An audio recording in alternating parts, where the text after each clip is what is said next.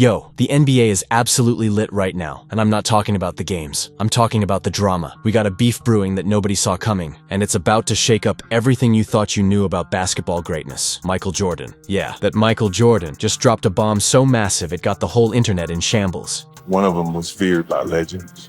The other one, well, I don't have much to say about it. He straight up hinted that Larry Bird was a better player than LeBron James will ever be. I said what I said, and MJ said it first. Now before you come at me in the comments, let me break down exactly what his airness meant by that statement. We're about to dive deep into the plays, the stats, and the cold hard truth about what separates legends from superstars. And trust me, by the end of this, you're gonna see why MJ's words hit different when you really understand what Bird had to go through and how LeBron fits into this whole conversation. So buckle up, hit that subscribe button, and let's get into it. See, when MJ talked about his fear and respect for Larry Bird, he wasn't talking about who had the flashiest moves or who sold more jerseys. Nah, this was deeper than that. Michael was talking about sacrifice. He was talking about toughness, the kind of grit that LeBron James has never had to face in his entire career. Larry Bird pushed through injuries so brutal that most players would have retired on the spot. We're talking about a man who had back pain so severe he'd lay on the locker room floor before games just to get loose enough to play. Some nights, Bird couldn't even tie his own shoes without wincing in pain. His teammates would find him flat on his back in the training room, trying to stretch out muscles that had long since given up on him. And you know what Bird never did? He never asked for load management. He never begged for sympathy. He never took games off because his body wasn't at 100%. In fact, Bird played through injuries that would have modern players sitting out entire seasons. Because we have been away, we have shifted away from physicality and shifted away from all that. This man had his back literally scraped and operated on multiple times, and still came back ready to dominate. Meanwhile, LeBron plays in a soft era where the league is focused on entertainment over competition. Don't get me wrong, Bron is talented, no question, but he's the face of a commercial league. A league that protects its stars like they're made of glass. Bird cared about one thing and one thing only, winning. Not his brand, not his legacy narrative, just putting that championship banner in the rafters. Let me paint you a picture of what the 1980s NBA really looked like, because y'all who only watch today's game don't understand the difference. The 80s was violent, it was physical, it was raw. Every single time you drove to the rim, you were catching elbows, forearms, and hard fouls that would get players ejected today. Defenders could hand check you, body you up,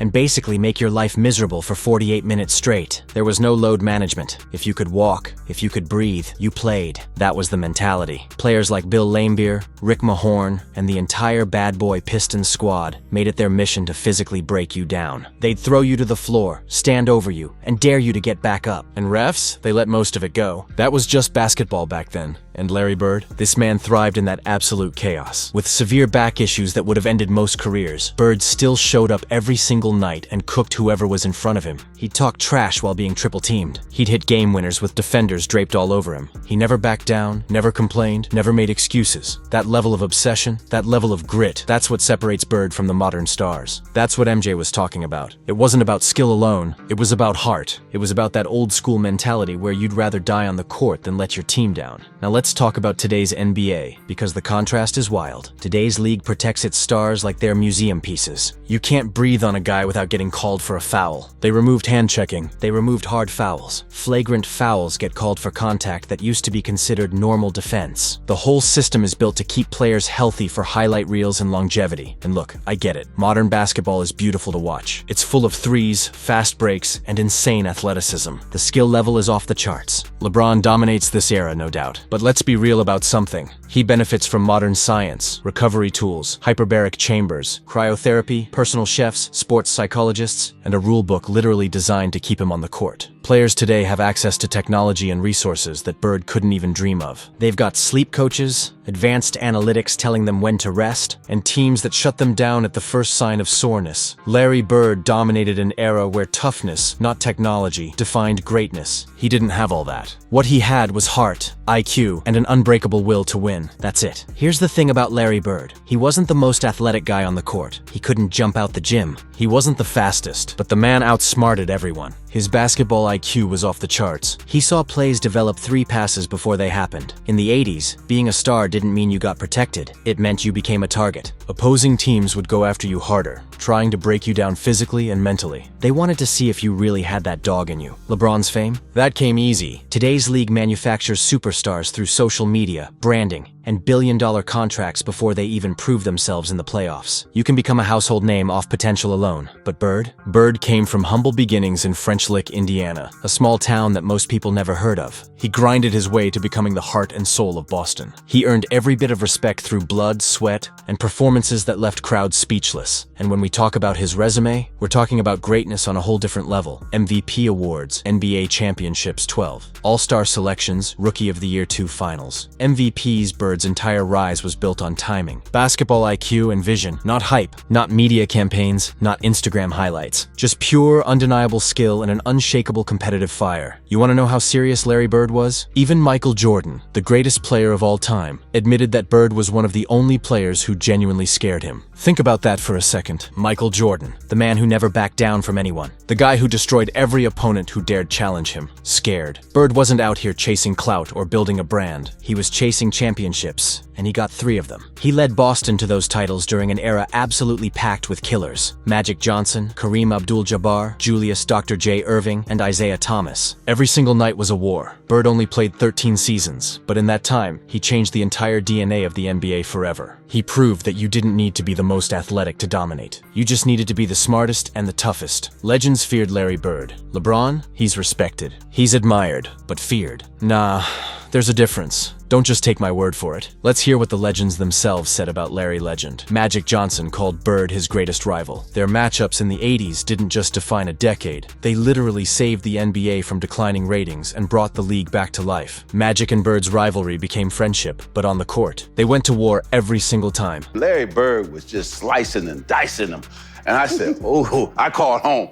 I said, it's true about this boy. Gary Payton said Bird was the most dangerous trash talker in NBA history. And this is coming from Gary Payton, who could talk with the best of them. Bird would tell you exactly how he was going to score on you, where he was going to shoot from, and then turn around and do it right in your face. He's the coldest dude I ever seen with that man. The disrespect was legendary. Shawn Kemp got humbled by Bird early in his career and never forgot it. Kemp was one of the most explosive athletes the league had ever seen, and Bird still made him look ordinary. He let me know from the start of the game what he was going to do. He really did. He let me know. For the game, he told me, he was like, he just shook his head at me. He said, man, it's going to be nice for you. So what did he put up? I think he gave me, I think he gave me 40. Dennis Rodman, Bird mocked his defense mid-game, looked at the Pistons bench and demanded they send someone good enough to guard me. That's the level of confidence Bird played with. Kobe Bryant studied Bird's skill, IQ, and timing religiously. He called Bird one of his biggest influences. And so I would always ask questions and try to learn as much as I could. Right? Kobe understood what it meant to have that killer instinct, and he saw it in Bird's game. And when you ask guys like Reggie Miller, John Sally, and Gilbert Arenas who they'd pick between Bird and LeBron, every single one of them says Bird without hesitation. No debate, no second thoughts. Across every era, across every generation, Larry Bird earned fear and respect. Larry Bird at his best, LeBron James at his best. Oh, I gotta go with Larry Joe. I gotta go with Larry Joe. I'm going to give you Larry Bird in his prime or LeBron in his prime. Larry Bird. Larry Bird would probably beat LeBron 1-on-1. Really? LeBron earned media hype. LeBron's dominance is polished. It's branded. It's packaged for mass consumption, with perfectly edited highlight reels and carefully managed narratives. Bird's dominance was raw, unfiltered, and unforgettable. You remembered every moment because it hit different. When true legends talk about the game, they speak about Bird's respect, not LeBron's fame. And that difference, that tells you everything you need to know. Let me hit you with some of Bird's most legendary moments, because these stories are insane. Game 7 against the Hawks in 1988. That one right there made me the greatest player of all time. For That's so what I many felt. reasons. The game was on the line, and Dominique Wilkins was going head-to-head with Bird in an all-time duel. Fourth quarter hits, and Bird just takes over. He drops 20 points in that final quarter alone and sends Atlanta home heartbroken. Wilkins was cooking that night, but Bird refused to lose. 986 finals against Houston. Bird puts up 29 points, 11 rebounds, and 12 assists, a triple-double to win the championship. Clutch doesn't even begin to describe it. That's performing when everything is on the line. Then there's the three-point contest from 1986 to 1988. Bird won 3 straight years, but it's how he did it that's legendary. He'd walk into the locker room before the contest, look around at the other competitors and ask, so who's coming in second? Watching from the sideline, Bird is open. Do they want him to take that shot? Then he'd go out there, hit the final money ball with his finger already raised in the air before the ball even dropped through the net. Pure swagger. And we're talking about a man who averaged 27 points, 10 rebounds, and 7 assists in elimination games. When the pressure was at its highest, Bird elevated. In 1985, he played an entire game left-handed against Portland and dropped 47 points. Afterward, reporters asked why, and he said he was saving his right hand for the Lakers. Walk around. You might do a little something. Nah, you ain't got. Nah, you shot yourself out in warm-up.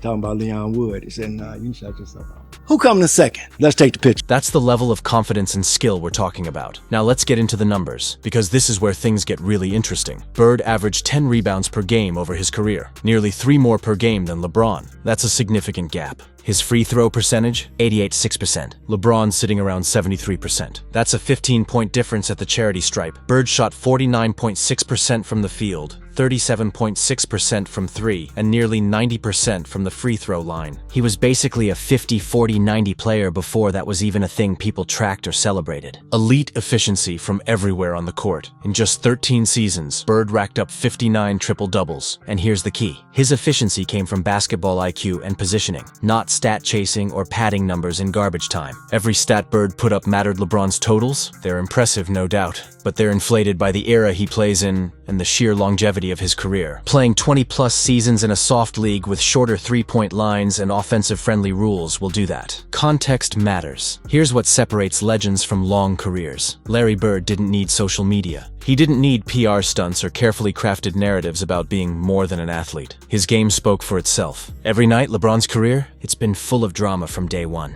The decision, the super teams in Miami, going back to Cleveland. Bron, fans want to know where you're taking your talents this year. What's your decision?